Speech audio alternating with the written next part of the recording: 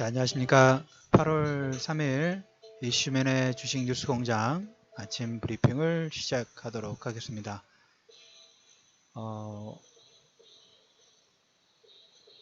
어제 조금 열대야가 좀 있었던 것 같습니다. 오늘 아침에도 태풍이 이제 이번 주말에 영향을 줄 걸로 지금 예상을 하고 있는 노루가 제주도 지역으로 올 가능성 부분들에 조금 피해가 있을 걸로 좀 예상합니다. 그래서 좀 잘 피해 갔으면, 그래도 그 전까지 좀 막바지 좀 더위가 좀 있는 것 같습니다. 자, 그래서 이번 주에 일단 그 날씨 면에서 좀 휴가철이고 하기 때문에 좀 잘 피해 가기를 좀 기대를 하면서 8월 3일 이슈맨의 주식 뉴스 공장 아침 브리핑을 시작을 하도록 하겠습니다. 자, 가장 먼저 해외 시장 부분들 먼저 체크를 하도록 하겠습니다. 다우지수라든지 그다음 나스닥 같은 경우에 물론 다우하고 S&P가 어제 22,000원, 특히 다우 같은 경우에 22,000원을 돌파를 했습니다. 아무래도 어제 전일 애플의 실적 호조, 그리고 추가적으로 나온 내용이 애플이 9월 달에 제품 출시 연장 관련된 부분들의 루머가 상당히 좀 많았는데 별 무리 없이 진행할 가능성이 매우 높다는 코멘트를 좀 했습니다. 그래서 그와 연관돼 가지고 애플은 어제 한 5% 이상의 급등세로 마감을 했는데, 나머지 이제 기술주들 있죠. 페이스북이라든지 아마존, 넷플릭스는 소폭 하락 부분들이 좀 진행됐다, 이렇게 좀 말씀드리도록 하겠습니다. 그래서 다우하고 S&P는 소폭 반등, 나스닥은 약보합 정도 진행을 했다, 이렇게 좀 말씀을 좀 드리도록 하겠고요. 어제 이제 고용지표 관련된 부분들이 발표가 나왔습니다. 발표가 나왔는데 17만 8천 명 정도 증가를 했는데 올해 들어서 한 두 번째로 낮은 수준이라고 합니다. 그래서 이에 영향을 받아서 달러가 약세 부분들이 좀 진행이 됐다. 그래서 달러가 93을 깼습니다. 93, 92.87 정도까지, 그리고 유로화는 1.18 정도까지 강세 부분들이 좀 진행이 됐다라고 얘기를 드리겠고요. 달러 약세 관련된 부분들은 잠시 후에 또 다른 내용 부분들이 있으니까 그건 추가적으로 코멘트 드리고, 우리가 이제 계속적으로 유가 WRT 기준으로 소폭 반등이 나왔습니다. 49달러 정도, 0.9% 정도. 주간 원유 재고가 어제 발표가 나왔는데 재고는 줄어들었어요. 근데 예상치보다는 덜 줄어들었어요. 그래서 좀 하락폭이 나오다가 그 휘발유 수요가 증가되는 모습, 사상 최대치까지 경신을 했습니다. 일평균 980만 정도 되다가 이걸 넘어서는 모습들이 나오면서 유가가 수요 증가에 대한 기대감으로, 어떻게 보면 그게 본질적인 모습이죠. 경기가 확장 국면이 있을 때 원유 수요가 늘어나는 것은 어떻게 보면 정상적인 수준이기 때문에 유가가 어떻게 반등할 수 있는 요건 부분들을 만들었다, 이렇게 코멘트를 좀 드리도록 하겠습니다. 자, 여기 이제 플러스 알파로 좀 큼직큼직한 내용들이 몇 가지가 있는데 아침 시간에 한 두 가지 정도만 일단 얘기를 좀 드려보겠습니다. 첫 번째로 달러가 지금 약세가 좀 진행이 됐죠. 92, 93을 이제 하회하는 모습들이 나왔는데, 미국 트럼프가 본격적인, 이러면 이건 좀 계속 지켜봐야 될 것 같아요. 러시아 제재안을 서명을 했습니다. 그래서 러시아 천연가스 및 곡물 수출 중단 등을 사인을 했고, 여기에 EU가 상당히 많이 반발을 했어요. 왜? 천연가스라든지 이런 부분들을 가장 많이 수입을 해서 사용하는 나라가 EU이기 때문에 역시 곡물 수출 중단도 마찬가지죠.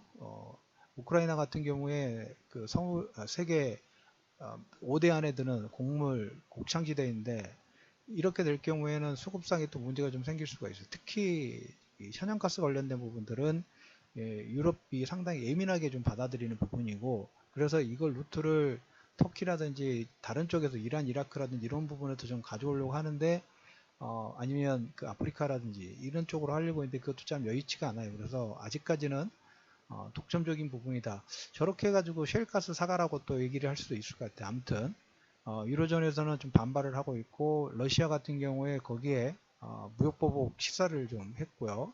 어제 또 이란이라든지 북한 무역 제재 관련된 부분들, 북한은 원유 수입 봉쇄, 그 다음에 이란 같은 경우는 미사일 발사 체제, 그것도 이제 플러스 알파로 중국에 대한 무역 제재 가능성 부분들이 높아졌고요. 그 사전 단계로 트럼프가 중국의 직접재산권 있죠. 직접재산권 침해 조사 부분들 전격 지시했습니다. 그럼 슈퍼 301조의 부활 가능성 부분들, 지난번에 그 트럼프와 시진핑의 정상회담 부분들로 100일 어떤 플랜 부분들에 끝나가고 그 후속 조치가 좀 하나하나씩 진행이 되는 것 같아요. 그래서 꼭 그거 같습니다. 글로벌을 대상으로 하는 쌈딱 같아요. 쌈딱.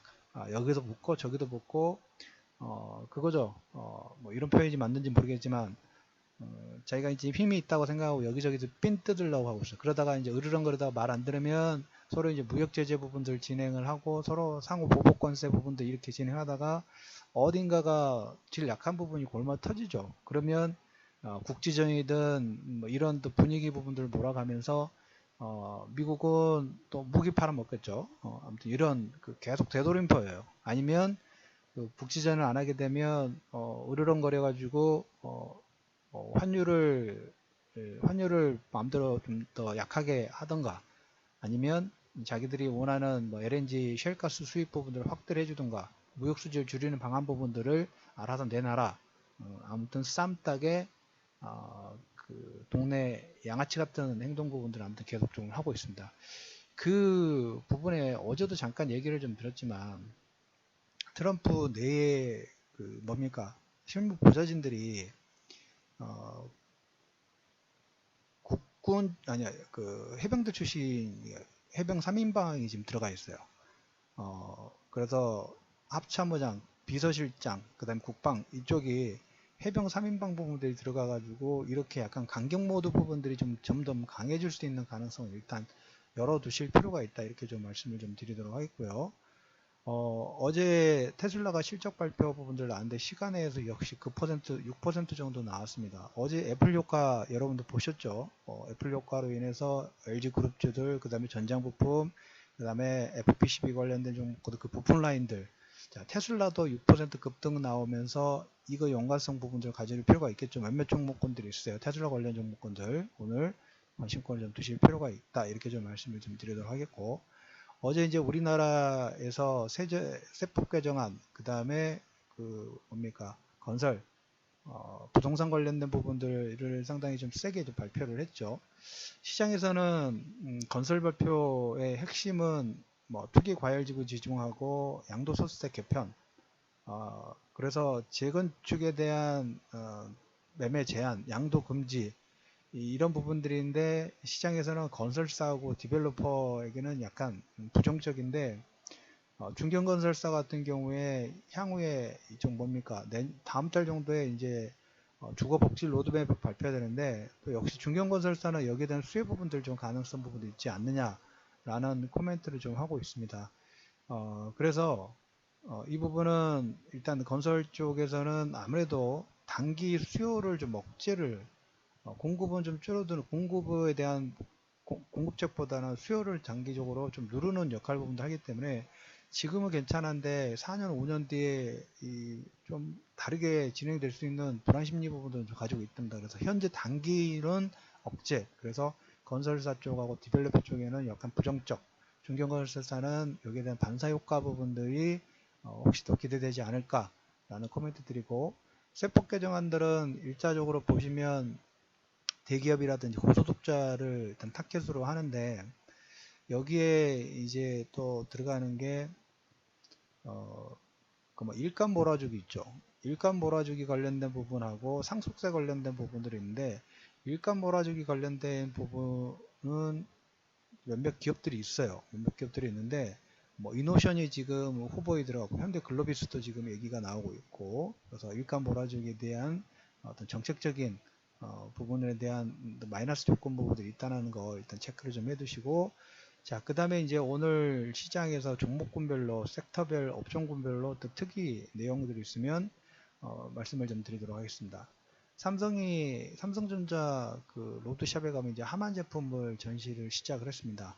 전시를 했기 때문에 이제 국내 스피커 업체들은 마이너스 요건 부분도 좀 커질 것 같고 그 다음에 이제 삼성전자가 OLED는 두께가 아주 얇다고 말씀을 드렸죠. 근데 QLED는 거의 LCD 라인이에요. 그래서 저 저 QLED라고 하지만 LCD의 생산 라인 부분을 하기 때문에 백라이트가 사용될 수밖에 없어요. 두께를 OLED를 절대 이길 수가 없어요. 그래서 삼성 두께에서 밀리는 삼성은 이제 크기 싸움으로, 왜?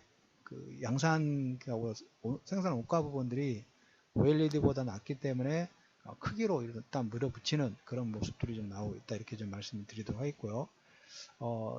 지금 벤처 투자 활성화 관련된 부분 상반기 한 1조 정도 좀 투자가 됐다는 얘기를 좀 드렸는데, 증권사들도 이제 기술 금융업에 벤처 투자 큰 손 부분들이 되려고 지금 등록증권사들 있죠. 신기술 금융업 등록증권사, 그 다음 벤처기업하고 스타트업에 쓰이는 신기술 투자조합 부분들, 직접 운영 부분들 좀 시작을 했어요. 그래서 향후 이쪽 시장 부분들은 지금 뭐 1에서 3, 5까지 계속 커지고 있는 모습들이 좀 보이고 있다, 이렇게 좀 말씀드리도록 하겠고, 사드 배치 관련된 부분들 좀 코멘트가 나왔죠. 그러면서 이번에도 한국산 배터리 7번째 탈락을 했습니다. 그래서 일본산 배터리는 보조금 지급 대상에 포함되고 한국은 또 제외됐다라는 코멘트들이 있고, AI 여파로 닭고기 값 상승 부분들 하면서 할인이 전년도 영업이익이 100% 정도, 그리고 올해 그 닭 가격도 보면 1,500원대에서 뭐 6개 생계 소자 기준으로 1,500원대에서 지금 2,800원대까지 거의 반등 부분 나왔답니다. 그래서 가격이 상승을 하고 하다 보니까 할인의 전년비 이익 부분들이 100% 정도 증가됐다, 이렇게 좀 말씀드리도록 하겠고, 여기 이제 마지막으로 그 요즘에 코스닥이 좀 변동성 부분들이 좀 없잖아, 좀 있죠. 변동성 부분들이 있고, 현재는 여러분들한테 추세 부분들 말씀드릴 때 지수보다는 개별 종목군, 섹터별, 다음 주 옵션 만기로 인해서 외국인들 수급에 따라서 어떨 때는 코스닥 소폭 매수가 들어오고, 어떨 때는 흔드는, 아직까지 좀 하방 경기 부분이 그게 탄탄한 편은 아니에요. 그 상황에 따라서 이렇게 요동을 치기 때문에, 변동을 좀 치기 때문에, 종목군하고 섹터별에 좀 체크하셔야 되는데, 여기에 이제 그 신용 물량이라는 부담이 아직도 있는 부분들은 사실인데, 더불어서 코스닥이 여러분들한테 미리 얘기 드렸던 것처럼 실적이 된다고 말씀을 드렸죠. 여기서만 잘 버텨주면 지난번에 제시했던 640과 650포인트 정도만 지수 하방 라인 부분들 잘 지켜주면 박스권으로 진행되면서 정고점에 대한 물량 소화 부분들, 그 다음에 실적 발표가 이루어지기 전에 정고점 돌파를 위한 어떤 기간 조정, 가격 조정 어떤 구간으로 보시면 되는데, 코스닥 시총 상위 종목군들, 우리가 이제 코스피는 IT를 대표적인 섹터 부분들을 본다고 하면 코스닥도 물론 IT 섹터 부분이 상당히 비중이 높죠. 거기에 코스닥 같은 경우는 조금 더 높은 게 바이오 관련된, 바이오가 헬스케어 관련된 부분이 있죠. 이 부분을 잠깐 마지막으로 오늘 코멘트 드리면서 오늘 아침 브리핑을 마무리하도록 하겠는데, 코스닥 시총 상위 종목군 한 10개 부분들의 흐름 부분을 딱 보시면 그 중에 7개가 바이오하고 이쪽 관련된 종목이에요. 헬스케어 관련된 부분들. 그래서 셀트리온, 삼성바이오로직스, 그 다음 셀트리온 헬스케어도 봤죠. 그 다음 휴젤, 신라젠, 코미팜, 바이로메드, 메디톡스. 다 이쪽 관련된 부분들이죠. 근데 이제 향후에 뭐 물론 미국에서 우리가 비교를 하다 보면 작년에 그 FTA 신약 승인 건수가 22건 정도밖에 안 됐답니다. 근데 올해 상반기만 23건 정도가 나왔고, 어젠가요? 제가 어제 아침에 원격거래 관련된 부분에서 공정위가 규제 완화라든지 ICT라든지 기존의 규제로 묶여 있었던 4차 산업혁명 관련된 부분들의 재용역 규제를 풀어줄 건지 어느 정도 풀어줄 건지에 대한 용역 부분들을 발표했다는 코멘트를 좀 드렸죠. 자, 그런데 저도 이제 어제 이제 페이스북에서 자료 부분들을 보다가 본 건데, FTA가 이쪽 그 뭡니까 원격 진료의 스마트 헬스케어 관련된 부분들은 기술 발달이 워낙 스타트업들이라든지 벤처에서 많이 실리콘밸리라든지 스타트업에서 많은 기술 개발 부분들 하기 때문에 자기들이 그 기술을 따라갈 수가 없답니다. 그래서 어떻게 보면 규제를 하고 이 허가를 받는 곳이 FTA인데 자기들이 이 기술 자체를 너무 빨리 변하기 때문에 이걸 따라갈 수도 뿐만 아니라 그걸 또 규제할 정도까지는 안 되니까 약간 거기에 관련된 규제 부분들을 상당히 많이 풀고 웬만하면 시장에서 있는 기술 부분들을 흡수를 하겠다. 이게 약간 완화적인 기조 부분들로 그 성명서를 전문을 발표를 했어요. 그러면 여기가 이렇게 진행되면 나머지 국가들은 다 따라가는 거예요. 그래서 거기에 이제 플러스 알파로 보면 그 의료기기 수출이라든지 아까 말씀드린 신약 승인이 지금 많이 됐다고 말씀드렸죠. 그리고 조만간에 미국 정부가 법인세 인하하고 국외송금 특별세 적용 관련된 정책 부분들을 발표할 거랍니다. 그러면 여러분들 보세요. 특히 이제 앞에 법인세 인하 부분하고 국외송금 특별세 관련된 부분들 하면 해외 기업들이 국내 쪽으로 많이 리턴할 가능성 자체가 커요. 그러면 이제 본격적으로 이렇게 되면 예전 같은 경우에는 M&A 시장 자체가 상당히 커지는 그런 효과 부분들이 좀 나왔답니다. 그래서 본격적으로 헬스케어 관련된 부분들의 인수합병 그리고 우리 코스닥 시총상위 종목군들은 아무래도 이제 여기에 뭐 셀트리온 같은 경우에 지금 유럽 쪽이라든지 미국에서 시장 점유율 올리고 있다고 말씀을 좀 드렸죠. 그리고 신라젠이라든지 몇몇 기업들은 국내 대상이 아니라 아시아라든지 해외 쪽에서 많이 성장률 부분들을 좀 키우고 있어요. 그래서 동반적으로 좀 바이오 관련된 섹터 부분도 이런 규제 완화에 대한 수혜 가능성 부분들을 일단 가능성들이 있으니까 일단 체크만 해두시기를 좀 말씀을 드리면서 자 오늘 브리핑 부분들은 여기서 마무리하도록 하겠고요. 장중에 아니면 또 별도 내용들이 있으면 좀 코멘트를 좀 드리도록 하겠고 오늘도 여러분들 시장 보시면